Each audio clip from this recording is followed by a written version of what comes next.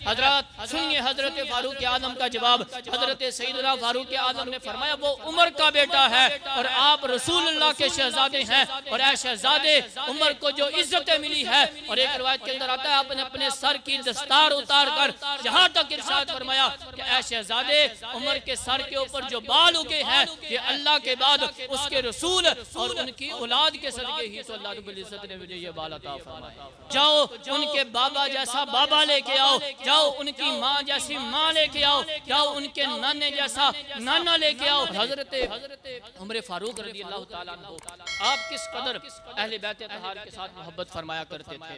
हजरत फारूक आजम रज़ी अल्लाह ताला अन्हु आपका ये मामूल था कि जब आप उमूर सल्तनत के अंदर मशगूल होते तो आप किसी के साथ जो है वो मुलाकात नहीं फरमाया करते थे। तो एक दफ़ा आपके पास कोई वफ्द आए हुए थे किसी दूसरे मुल्क के, तो आप उनके साथ जो है वो मुलाकात कर रहे थे। तो आपके अपने बेटे हजरत अब्दुल्ला बिन उमर रज़ी अल्लाह ताला अन्हुमा वो हाजिर हुए और अंदर जाने की इजाज़त तलब की, लेकिन अंदर जाने की इजाज़त ना मिली। तो हजरत अब्दुल्ला बिन उमर रज़ी अल्लाह ताला अन्हुमा वापस आ गए। उधर इमाम हसन और इमाम हुसैन रज़ी अल्लाह ताला अन्हुमा, या एक रिवायत के अंदर आता है सिर्फ इमाम हसन भी आए थे हजरत उमर फारूक रज़ी अल्लाह ताला अन्हु के साथ मुलाकात करने के लिए। लेकिन जब देखा कि हजरत उमर फारूक ने अपने बेटे को इजाजत नहीं दी तो मुझे कैसे इजाजत मिल सकती है। हजरत इमाम हसन रज़ी अल्लाह ताला अन्हु वापस तशरीफ लाने लगे। एक रिवायत के अंदर आता है वापस आ गए, और एक रिवायत के अंदर आता है उसी वक्त हजरत सैयदना उमर फारूक को पता चला और आप दौड़कर शहजादा वाला शान के पास आए और आके अर्ज किया कि ऐ शहजादे आप क्यों वापस आ गए। तो हजरत इमाम हसन रज़ी अल्लाह ताला अन्हु अर्ज करने लगे या अमीरुल मोमिनीन, मैंने देखा कि आपके अपने बेटे अब्दुल्ला बिन उमर को अंदर जाने की इजाजत नहीं मिली तो मुझे कैसे मिल सकती है। हजरत सुनिए हजरत फारूक आजम का जवाब। हजरत सैयदना फारूक आजम ने फरमाया वो उमर का बेटा है और आप रसूलुल्लाह के शहजादे हैं, और ऐ शहजादे उमर को जो इज्जतें मिली है, और एक रिवायत के अंदर आता है आपने अपने सर की दस्तार उतार कर यहाँ तक इरशाद फरमाया कि ऐ शहजादे उमर के सर के ऊपर जो बाल उगे हैं ये अल्लाह के बाद उसके रसूल और उनकी औलाद के सदके ही तो अल्लाह रब्बुल इज्जत ने मुझे ये बाल अता फरमाया। उमर को जो इज्जतें मिली हैं, उमर के सर के जो ऊपर बाल आए हैं ये भी आप ही के सदके आए हैं। और फरमाया कि ऐ शहजादे आज के बाद जब भी आप मेरे दरवाजे पे आएं आपको इजाजत लेने की बिल्कुल जरूरत नहीं है, आप बिला झिझक मेरे साथ मुलाकात कर सकते हैं क्योंकि उमर का बेटा और है और आप कोई आम शख्सियत तो नहीं है ना, आप तो रसूलुल्लाह सल्लल्लाहु अलैहि वसल्लम के शहजादे हैं।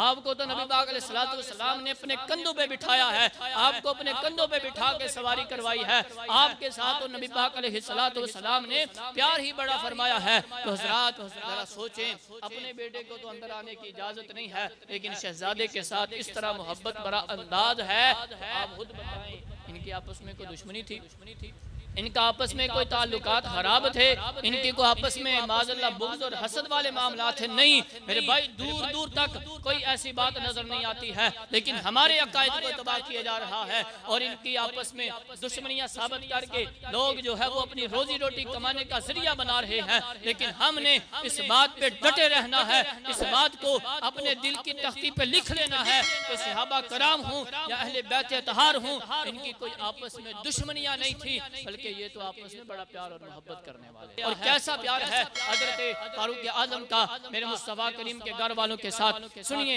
इसी तरह जब खिलाफत फारूकी के अंदर मदियन को दारुल हुकूमत बनाया, यानी मदियन को फतह किया हजरत सैयदना फारूक आजम रज़ी अल्लाह ताला अन्हु ने, और माले गनीमत आया, तो पहले अदवार के अंदर ये हुआ करता था कि जब भी किसी गज़वे के अंदर से माले गनीमत आता तो सहाबा कराम अलैहिम रिज़वान के दरमियान वो तकसीम किया जाता था, बराबर बराबर तकसीम किया जाता था। तो जब मदाइन फतह हुआ हजरत फारूक आजम रज़ी अल्लाह ताला अन्हु ने उसको फतह कर दिया, तो अब तमाम सहाब जो हैं वो हजरत सैयदना फारूक आजम की बारगाह में बैठे हैं।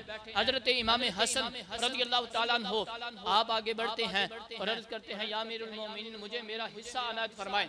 हजरत सैयदना फारूक आजम रज़ी अल्लाह ताला अन्हु 1000 दिरहम हजरत सैयदना इमाम हसन की बारगाह में पेश कर देते हैं। हजरत इमाम हुसैन उठते हैं, वो भी अर्ज करते हैं या अमीरुल मोमिनीन मुझे भी मेरा मेरा हिस्सा अनाज फरमाएं। आप 1000 दिरहम इमाम हुसैन की बारगाह में पेश कर देते हैं। उसके बाद आपके अपने बेटे, सगे बेटे हजरत अब्दुल्ला बिन उमर रज़ियल्लाहु ताला अन्हुमा खड़े होते हैं और अर्ज करते हैं, या अमीरुल मोमिनीन, मुझे भी मेरा हिस्सा अनाज फरमाएं। तो आप 500 दिरहम अपने बेटे को अता फरमाते हैं। पहले दोनों शहजादों को कितने कितने दिए? 1000 दिरहम दिए, लेकिन जब अपने बेटे की बारी आई तो 500 दिरहम दिए।